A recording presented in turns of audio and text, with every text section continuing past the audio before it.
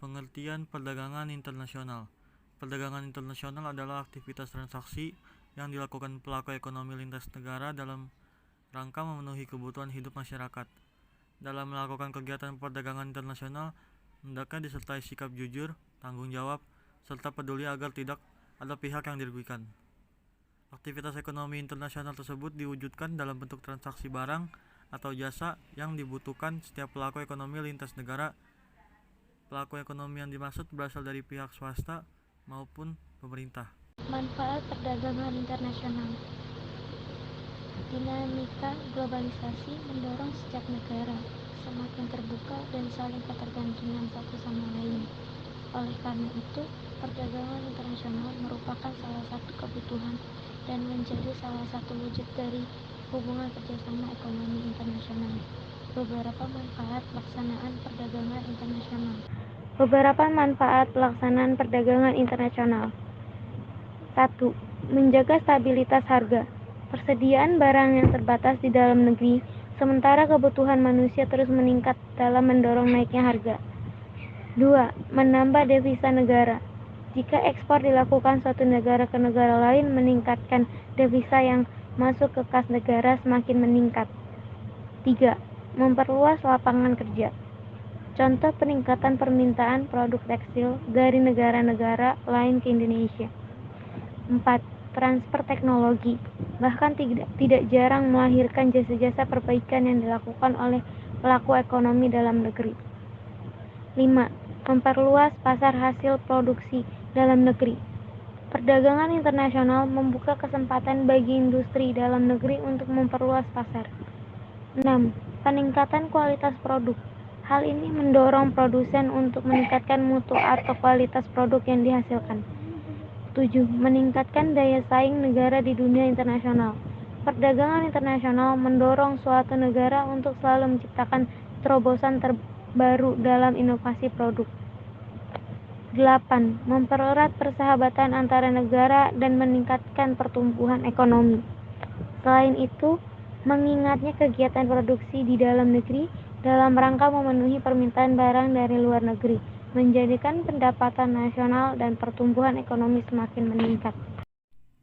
Faktor pendorong dan penghambat perdagangan internasional. Faktor pendorong perdagangan internasional. Perbedaan sumber daya alam. Setiap negara memiliki sumber daya alam yang berbeda. Indonesia memiliki sumber daya alam antara lain kayu, minyak bumi, batu bara, timah, dan karet, tetapi belum memiliki kemampuan yang memadai untuk mengolahnya. Hal ini mendorong Indonesia untuk mengekspor bahan mentah atau bahan baku ke negara lain untuk diolah. B. Perbedaan sumber daya manusia. Kuantitas maupun kualitas sumber daya manusia satu negara dengan negara lainnya berbeda. Misalnya ada negara yang mampu membuat kendaraan bermotor, tetapi ada negara yang hanya mampu menghasilkan alat yang sederhana. Padahal barang tersebut dibutuhkan negara lain. Kondisi ini dapat menimbulkan terjadinya perdagangan internasional.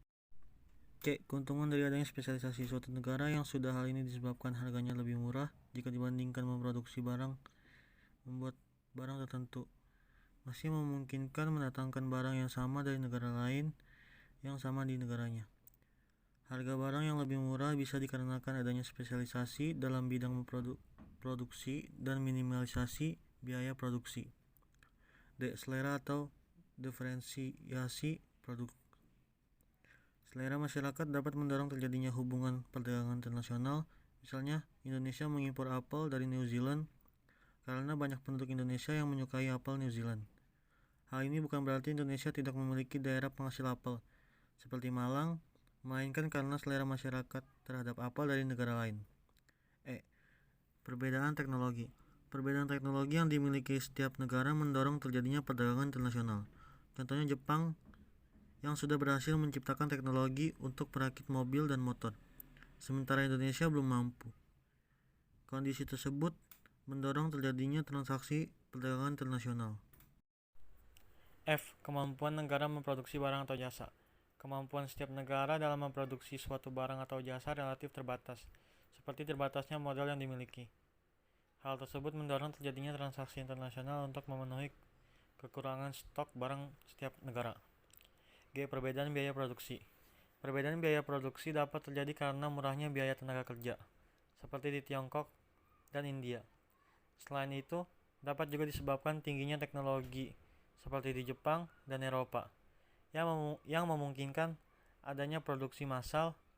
Kedua unsur tersebut menjadi salah satu faktor pendorong terjadinya transaksi internasional. H. Perbedaan sosial dan budaya. Perbedaan nilai-nilai budaya seperti rasa kebanggaan yang tinggi jika menggunakan produk luar negeri dapat mendorong terjadinya perdagangan internasional. Selain itu, perdagangan internasional dapat terjadi karena kekhasan produk budaya seperti Indonesia yang terkenal dengan batiknya. 2. Faktor penghambat perdagangan internasional. A. Faktor kebijakan perdagangan internasional yang tidak mendukung. Beberapa negara menerapkan kebijakan ekonomi yang ternyata malah menjadi penghambat bagi kegiatan dagang dengan negara lain.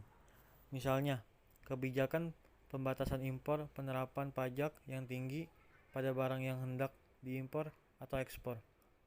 Juga proses birokrasi yang ruwet.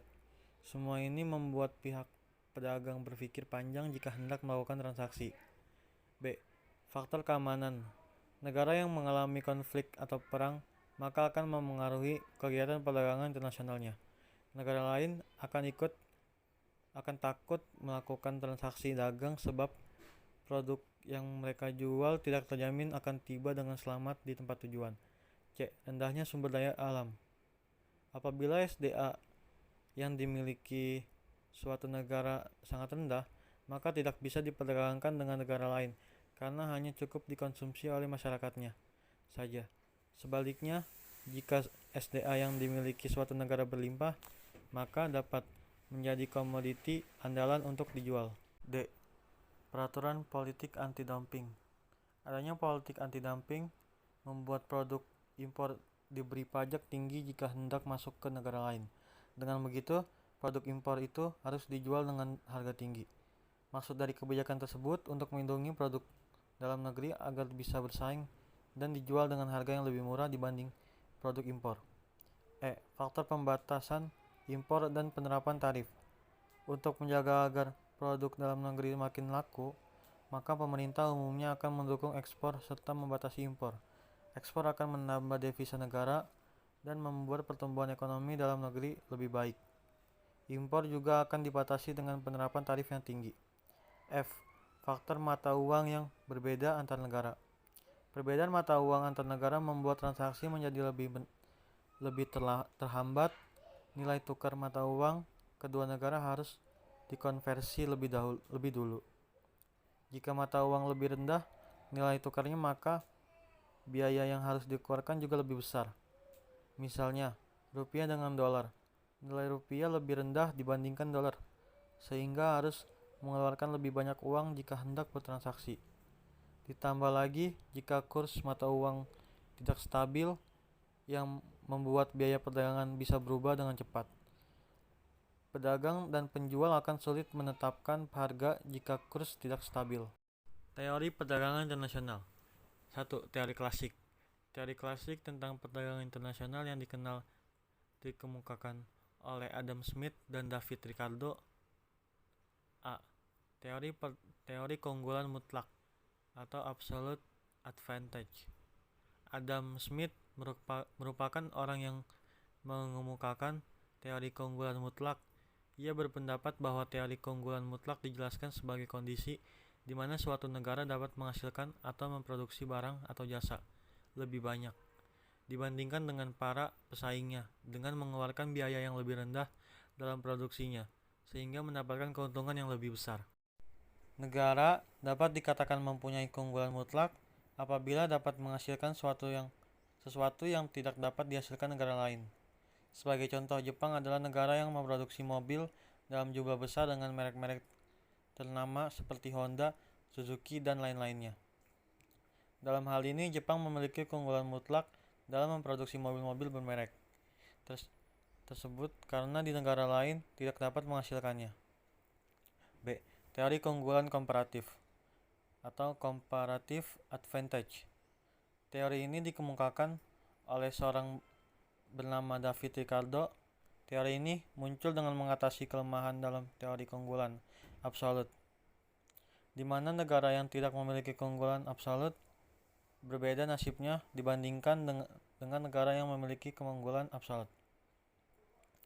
Menurutnya, negara yang tidak memiliki keunggulan absolut tetap dapat berkontribusi dalam perdagangan internasional dengan cara melakukan spesialisasi pada produk-produk yang dihasilkan di negara tersebut. Selain itu, keunggulan komparatif akan muncul ketika negara dapat memproduksi barang atau jasa dengan mengeluarkan biaya tenaga kerja yang lebih murah dibandingkan dengan negara lain. 2. Teori modern. Teori perdagangan internasional modern kali pertama dikemukakan oleh Bertil Ohlin pada 1933 dalam bukunya Interregional and International Trade yang isinya didasarkan atas tulisan gurunya yaitu Elie Hoexer. Oleh karena itu, teori yang dikemukakannya dikenal juga dengan teori Hoexer-Ohlin atau teori HO. Benang merah tentang teori HO adalah sebagai berikut. A. Perdagangan internasional tidak banyak berbeda dan hanya merupakan berkelanjutan perdagangan antar daerah. Perbedaan pokoknya terletak pada masalah jarak. Atas dasar inilah Ohlin melepaskan anggapan yang berasal dari teori klasik. Dalam perdagangan internasional, ongkos transportasi dapat diabaikan. B. Barang-barang yang diperdagangkan antar negara tidaklah didasarkan atas keuntungan alamiah atau keuntungan yang diperkembangkan natural and accurate advantage dari Adam Smith. Akan tetapi atas dasar proporsi serta intensitas faktor-faktor produksi yang digunakan untuk menghasilkan barang-barang tersebut. Kebijakan perdagangan internasional.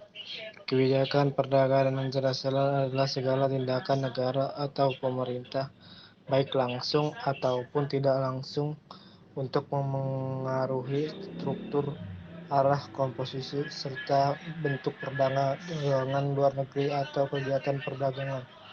Adapun kebijakan yang dimaksud berupa tarif, larangan impor, kuota, dumping, dan berbagai kebijakan lainnya. A. Penetapan tarif. Tarif adalah sebuah pembebanan atas barang-barang yang melintasi daerah pabean. Sementara itu, barang-barang yang masuk ke wilayah negara dikenakan bea masuk. Dengan penetapan bea masuk yang besar atas barang-barang dari luar negeri memiliki tujuan untuk memproteksi industri dalam negeri sehingga diperoleh pendapatan negara. Bentuk umum kebijakan tarif adalah penetapan pajak impor dengan persentase tertentu dari harga barang yang diimpor akibat dan pengenaan tarif dan bea masuk barang impor adalah harga barang impor naik sehingga produksi dalam negeri menjadi lebih bisa bersaing.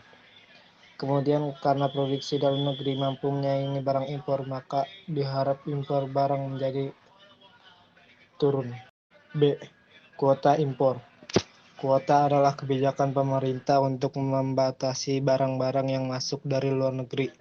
Akibat dari kebijakan kuota dan pembatasan impor biasanya akan terjadi jumlah barang di pasar turun, harga barang naik, produksi dalam negeri meningkat, dan impor barang turun. Larangan ekspor impor.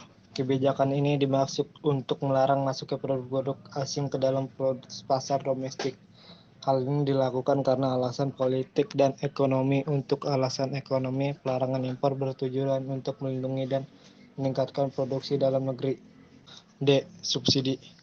Subsidi merupakan kebijakan pemerintah untuk membantu mengurangi sebagian biaya produksi per unit barang produksi dalam negeri, sehingga produsen dalam negeri bisa menghasilkan barang lebih murah dan dapat bersaing dengan barang impor.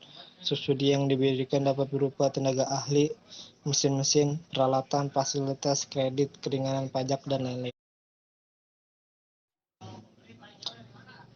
Premi adalah suatu kebijakan yang diambil oleh pemerintah dengan memberikan tambahan dana pada produsen dalam negeri yang berhasil mencapai target produksi tertentu yang telah ditetapkan. F. Dumping.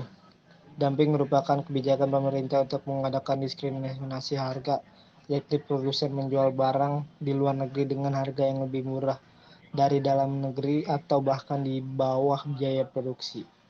Kebijakan dumping dapat meningkatkan volume perdagangan dan menguntungkan negara pengimpor, terutama menguntungkan konsumen mereka. Namun, negara pengimpor kadang mempunyai industri yang sejenis sehingga persaingan dari luar negeri ini dapat mendorong pemerintah negara mengimpor memberlakukan kebijakan anti-dumping atau sering disebut countervailing duties. Hal tersebut dilakukan untuk melindungi industri yang sejenis di negara pengimpor.